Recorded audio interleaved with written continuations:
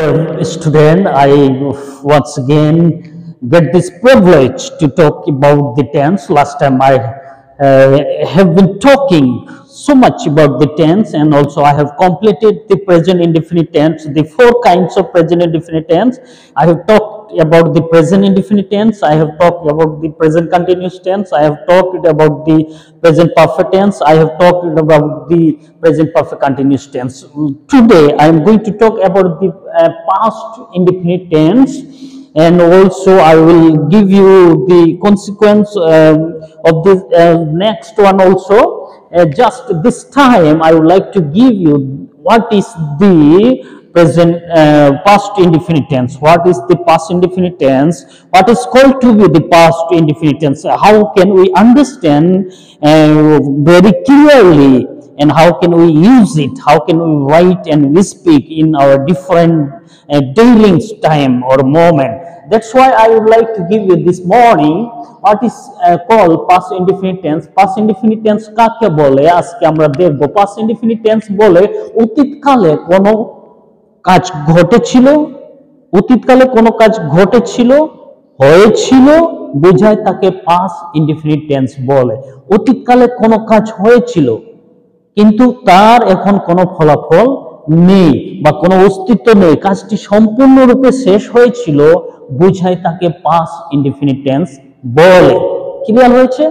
অতীতকালে কোনো কাজ ঘটেছিল বোঝাতে past indefinite tense ব্যবহৃত হয়। তো past indefinite tense এর যে সূত্রগুলো এর আগে আমি যেগুলো দিয়েছি আজকেও আমি একইভাবে দিতে চাই যে past indefinite tense এ তাহলে অ্যাফার্মেটিভ সেন্টেন্সের সূত্রটা কি হবে। তাহলে past indefinite tense এর অ্যাফার্মেটিভ সেন্টেন্সের সূত্র হচ্ছে subject plus verb two plus object, subject plus verb two plus object. তাহলে আর নেগেটিভের হলো subject plus did not plus verb plus object. তাহলে এখানে চেঞ্জেসটা বুঝে যাচ্ছে, এখানে হলো ভার্ব টু আর এখানে যখন ডিড নট হচ্ছে এখানে হচ্ছে ভার্ব। আবার ইন্টারোগেটিভের ক্ষেত্রে did plus subject plus verb plus object plus প্রশ্নবোধক চিহ্ন।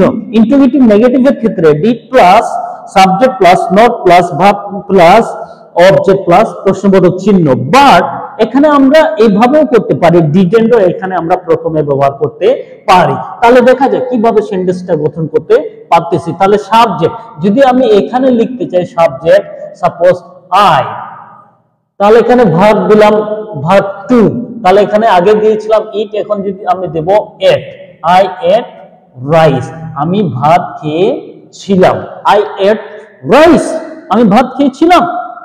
এখন আমি বলবো যে আমি ভাত খাইনি, খেয়েছিলাম না, আমি ভাত খেয়েছিলাম না। আই প্লাস ডিড নট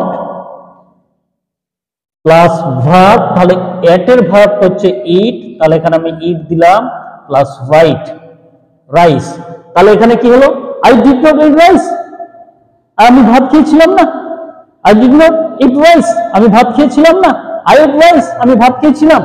এবার এটাকে যদি আমরা কাউকে প্রশ্ন করি তুমি কি ভাত খেয়েছিলে, তুমি কি ভাত খেয়েছিলে না, তাহলে এখানে আমি বলতে পারি ডিড ইউ ইট রাইস, তুমি কি ভাত খেয়েছিলে, প্রশ্নবোধক চিহ্ন, তুমি কি ভাত খেয়েছিলে।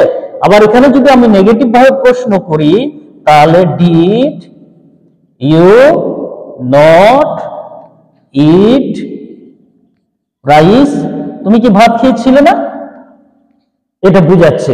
তাহলে এই সেন্টেন্সগুলো আমি যে চার ধরনের একটা সূত্র দিয়ে past indefinite tense কে আমি চার ধরনের কথা বলতে পারতেছি, I ate rice, I did not eat rice, did you eat rice, did you not eat rice, or didn't you eat rice. এটাকে আমরা শর্ট ফর্মে এটা আমরা গঠন করতে পারি, যেমন একসাথে আমরা ব্যবহার করতে পারি ডিডন্ট ইউ ইট রাইস, তুমি কি ভাত খেয়েছিলে না, এরকম আমরা ব্যবহার করতে পারি।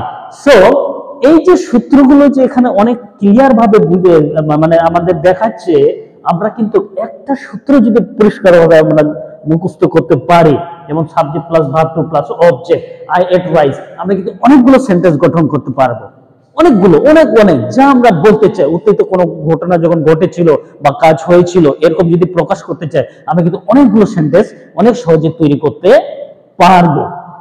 যেমন আই এট রাইস, তাহলে এই আমি যদি অন্যটা যে আই আই প্লেড, এই যে আই প্লেড ফুটবল, আমি কিন্তু সেন্টেন্স তৈরি করতে অনেক সহজে পারবো, অনেক সহজ। আই প্লেড ফুটবল, ও আই রট এ লেটার, এটা আমি অনেক সহজে তৈরি করতে পারবো। তাহলে অনেকগুলো সেন্টেন্স আমি অনেক সহজে তৈরি করতে পারবো। It will be very easy for us if we follow the structures of each tense. যদি আমরা প্রত্যেক টেন্সের স্ট্রাকচার গুলো যদি ফলো করি, অনুসরণ করি, it will be very easy for us to write any sentences or speak any sentences, any tenses.